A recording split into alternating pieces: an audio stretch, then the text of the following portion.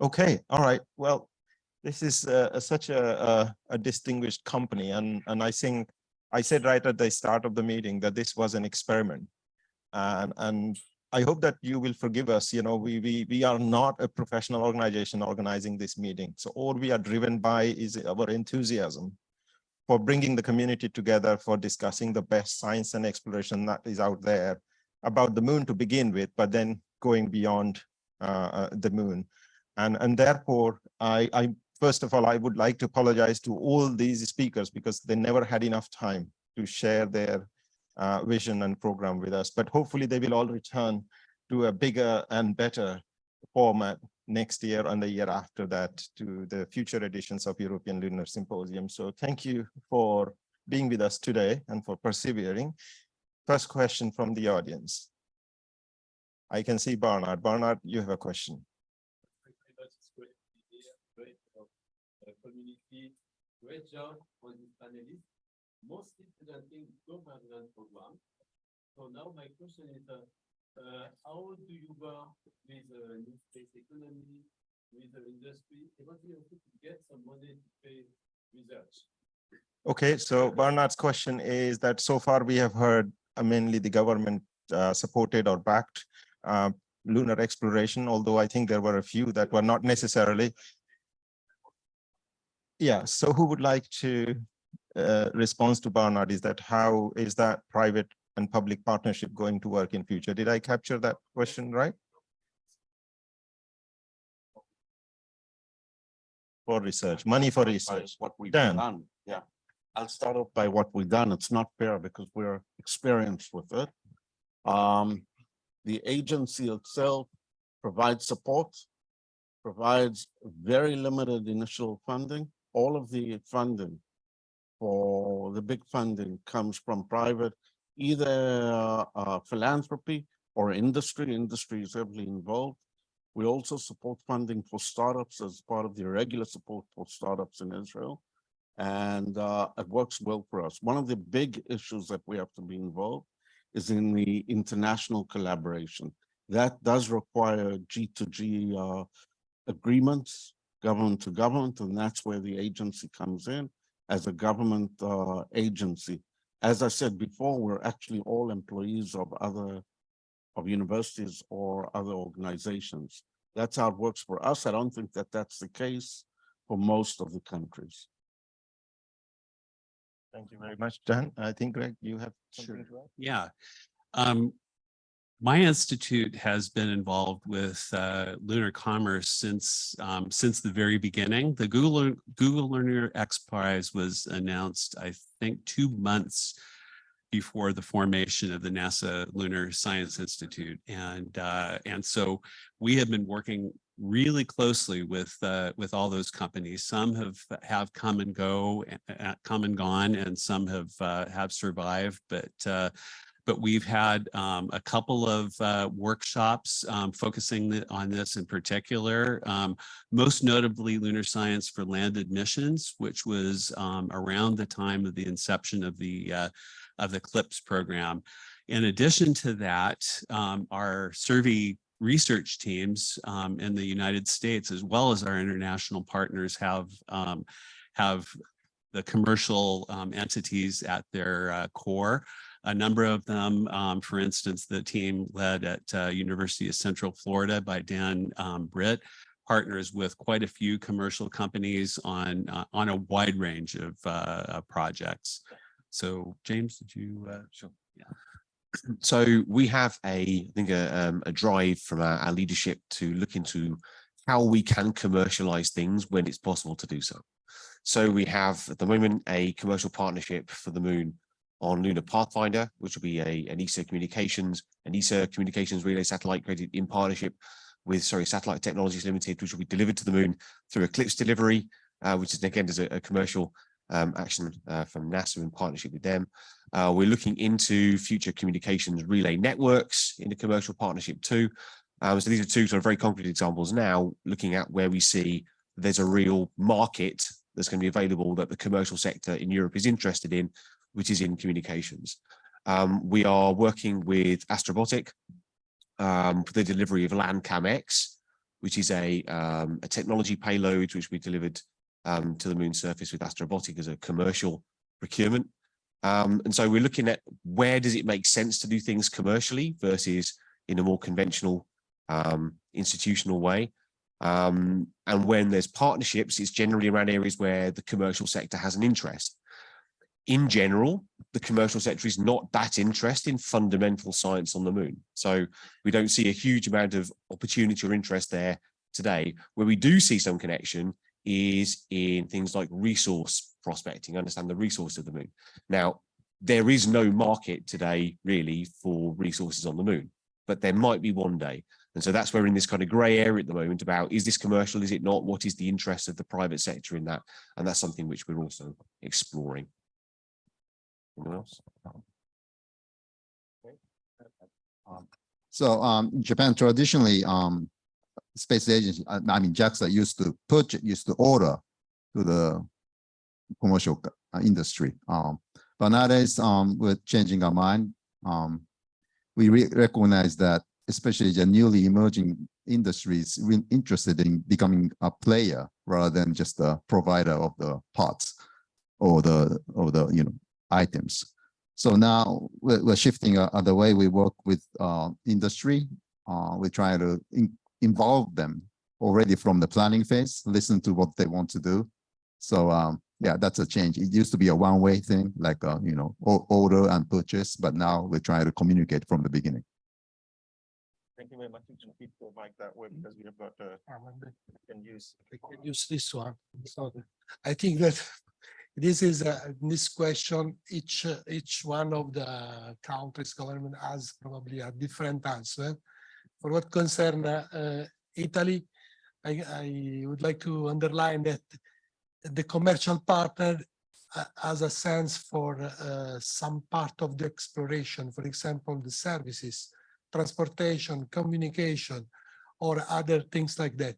For what concerns the basic research, our opinion is that this must remain in the government-funded activity, because this is the only way to guarantee, let's say, a very equal opportunity for everybody in each science topic and so on. This is in very short. Yeah, thank you very much. I think you go ahead. Yeah, in the case of Korea, we are now trying to do more missions, the lunar mission and orbiter and lander, and then we're going to go for Mars for orbiter and lander as well, all planned. But right now, at the moment, Hyundai and then Korong and also Boryong for with the Axiom and Kolon. So there are many large companies, right? Hyundai is very large. So very large, within 1/10 of the ranking, the company actually, they are emerging to space industry, not only small countries, small the industry as well. So I think with your question, in the case of Korea, it's really space economy is booming, and then the Europe or some other nations also. I mean the industry, the companies are also contacting us to collaborate. So I think sooner or later, I think this will be a very interesting way that we can collaborate together with in the bigger Korean industry, as well as the starting of companies together with the European or other, the international partners. So that is happening. Thanks. Okay, thank you very much. Anil, did you want to add something, or shall we take another question? Thank you, Mahesh. Yes, in India too, we have governmental support for private players to come into space exploration. It has been a support from the government to start a new entity, which we call as InSpace in India. And that consists of commercial as well as several startup companies. So I hope that will be sufficient for. Okay, thank you very much. So while we take another question, I would like the panelists to keep in mind another part of the question, which was the support of basic research, which I think our colleague from ASI, addressed this partly because we have the next generation here in this room. And many of those in the next generation are doing fundamental research, either through their PhD or postdoctoral research, or even as a research scientist. So I think what we need to tell them is how their work actually connects with what the government or the commercial agencies are looking for. So, it could be that much of the work they are doing is going to underpin, but it still has to be translated to be of commercial or economic value. So if anybody wanted to address that, maybe now or later, please do so, because that's really important. I can maybe say something just from ESA, and just in terms of more kind of structure and how it works. Just for those who don't know, ESA will generally not pay. It's not our mandate to pay for people to do science, right? So we are generally would build infrastructure, we build capability, we would organize missions. Sometimes we'll do payloads on international partner missions, but the scientific use of the data that's generated by those is not something that normally ESA can support. So for that, you would need to work with your national agencies, national funding bodies, to get the support to do the science with that data. And that's an important part of the way that ESA partners with, and the way that the relationship works between ESA and its member states. From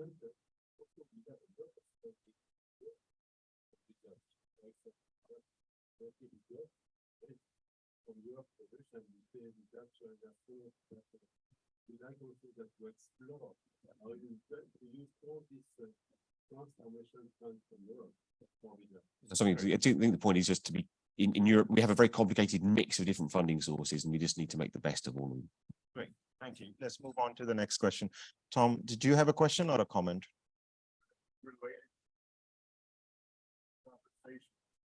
I'm going to ask, but James, I think addressed it. As I have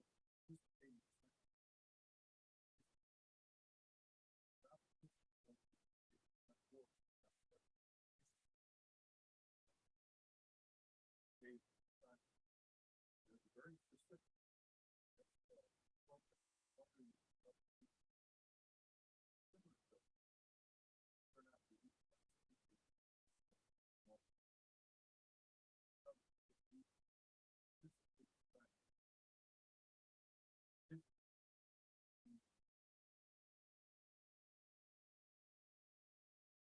Right. So I think this is a topic that we could spend a lot of time discussing, and there isn't going to be one answer for any given agency.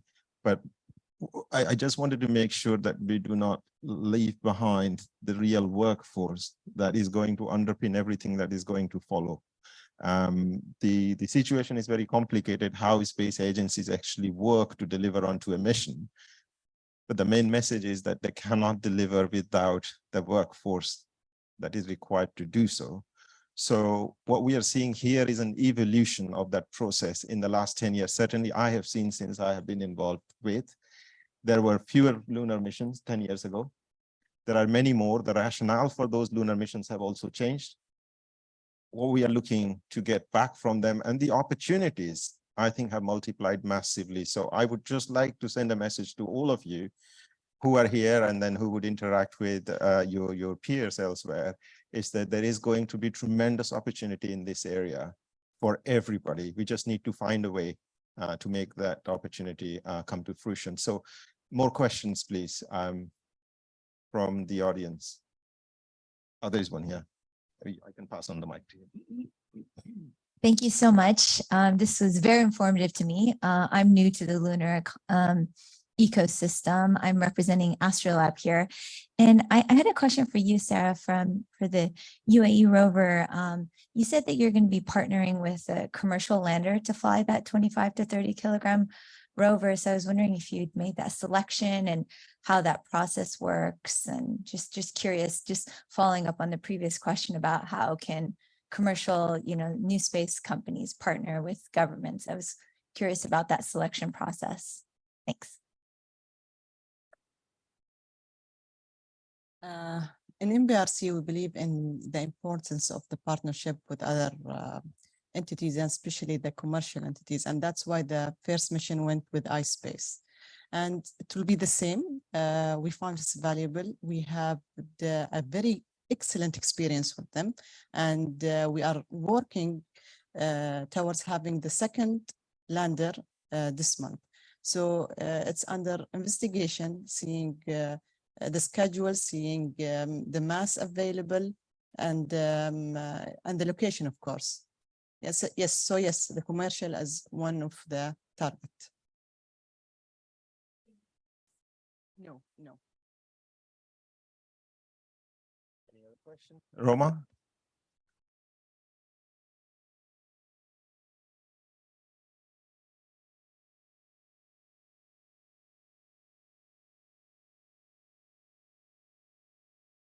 Okay, so the question from the audience is that there was a mention of a sample return in JAXA presentation, so we want to know the timeline. Yes, we have been performing some astral sample return mission, and when it comes to the lunar sample return mission, it's kind of easy because we're bringing back astronauts back to Earth, and samples are tiny, add on to that system. So in that sample return concept, we are thinking more about how do we pick up the right samples, and compared to asteroid, we know much more about the moon, and we know that the lunar surface is diverse. So we know that what sample we will get if we get to this spot, and that spot might not be accessible by human astronaut. So we should send a small rover to there, and somehow maybe we drill into the rock and get the sample, the core sample. And then how do we fetch that sample? Maybe the astronaut, big rover on which astronaut is riding may not be able to access to that point. So then we have to transfer that sample to a more safe area where finally astronaut will grab and then bring back to Earth. So it's that kind of scenario that we are developing now. So it's the synergy between small robotic mission and a big human mission. Okay, any other question? There's one here. I can lock the mic to you, but I can repeat probably.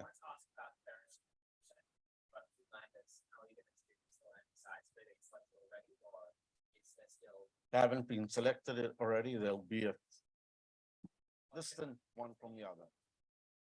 Okay, so let me just repeat the question because people online would not have heard you. So I think the question is about the choice of landing site selection for Bereshit 2 mission.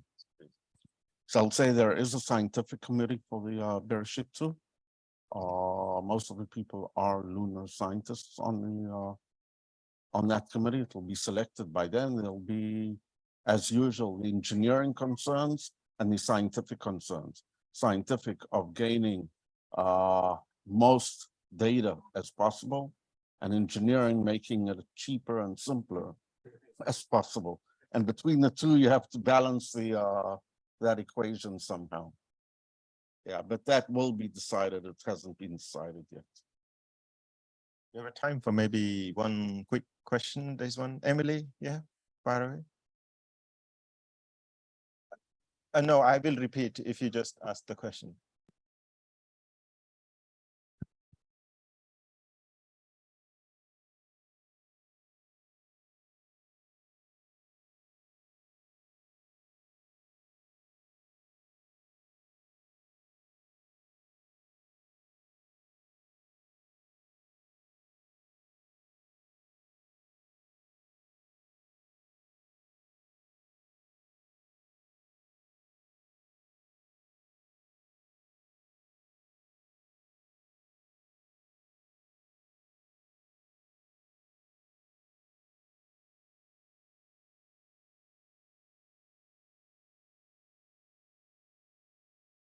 Okay, so the question was, and I think this is very close to me personally, it's about how do we actually engage and inspire the next generation using a coordinated effort throughout the world using at least the group of agencies that are present here. So would anybody like to start answering that question? Okay, Dan. I want to start off by saying that the reason that I'm here, other than you asking me to come, is the issue of collaboration. I think that the days of one nation working on itself for geopolitical reasons are gone, and most of what we're doing is for science and exploration. And that we can do only through collaboration. Most countries don't have the funds or the capability of doing it alone, and there's no reason to do it alone. I have a lot to say about how that brings peace, but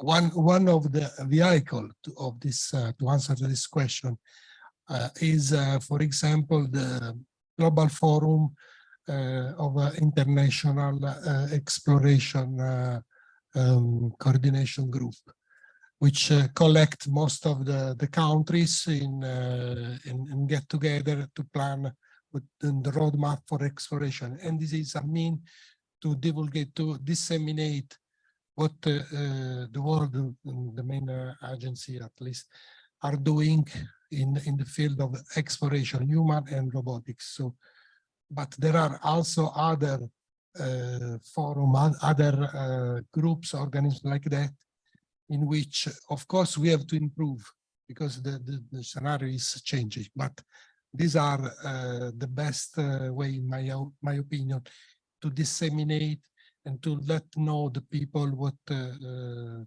countries are doing in the exploration. So Emily, I think that's a fabulous question. I want to say in terms of survey, this is one of our 5 core missions: inspire and educate. So it has been that way since the beginning. That being said, you know, the specific question was, is there work between all of us to do that? And to my knowledge, there is not.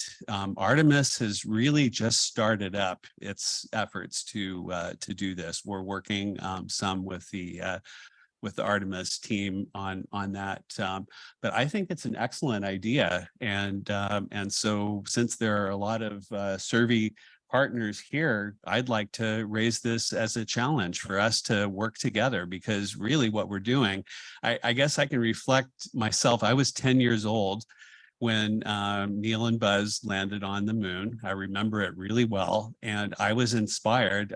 I wanted to work with NASA, for NASA, even before that. And so what we want to do is do the same thing for young people right now. There's an incredible journey that humankind is about to take together. And what an opportunity to use this to inspire kids this time all around the world. And so I think that I take it as a challenge for us at Survey Central, for our teams, and for our partners to all work together on this. So echo a little bit what Greg said. I think that there are some there are some messages around about why we're doing this. There's 2 parts. There's the inspirational big message, why are we doing this stuff? And there's education, which is something a little different, which also came up in the question. So I think that there is, as you say, I don't think there is a concerted effort today to have a unified single, all the agencies saying the same thing, why we're doing this. I think that's a really interesting idea. I think there are some common lines on why we do this, and there are some divergent ones. And some of those are quite controversial, and some of those are very simple. I think it's perhaps this attention on the why, and do we agree on that, is a really interesting idea. One thing that well, my leadership has reminded me on several occasions is that in ESA, we have a strategy which the basis for our strategy goes back some years and identifies the 4 cornerstones of why we do this, which are inspiration, technology, science, and international cooperation. And those go back to something which predates that, which was the Global Exploration Strategy, which is the thing that started the International Space Exploration Coordination Group as it is. So those things all kind of stem from this one place. So there has in the past been some convergence of ideas, and I think we can build on that again. In education, those specific kind of education-like programs, they tend to come out of particular projects and programs. Within the Gateway, we're putting that together now as an international project, and within that we are looking at how we can collaborate on education in the context of Gateway. As lunar exploration within human missions, for example, becomes more of an international cooperation, which at the moment it's not, but it's becoming that, I think we'll start to see that emerge in there too.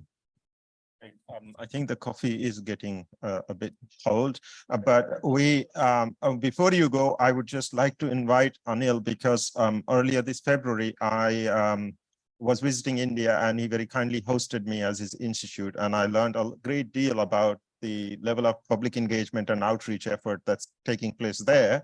But also, Anil, you have to make a special announcement for the community. So could I hand it over to you for the next minute or so, and you can share your thoughts.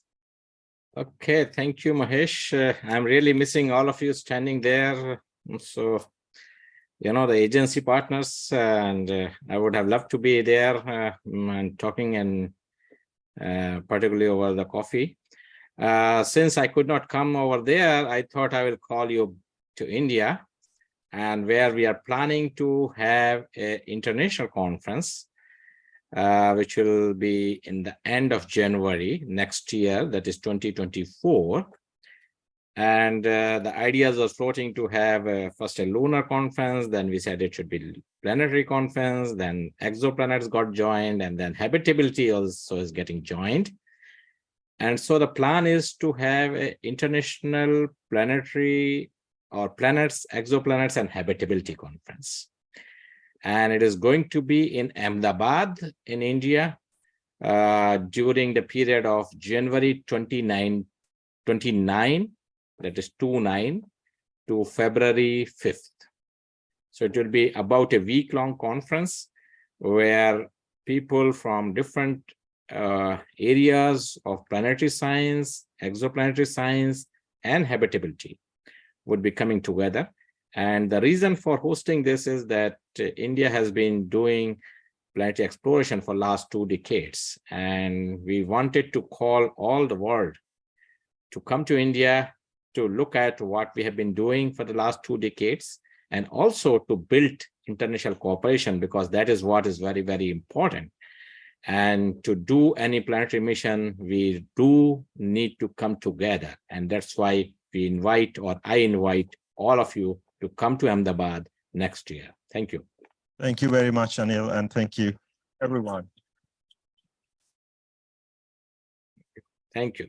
So let's close this session. Let's go and get coffee. We are behind by half an hour, so we start 11:30 sharp. So we have got 25 minutes to have a chat over coffee. Thank you.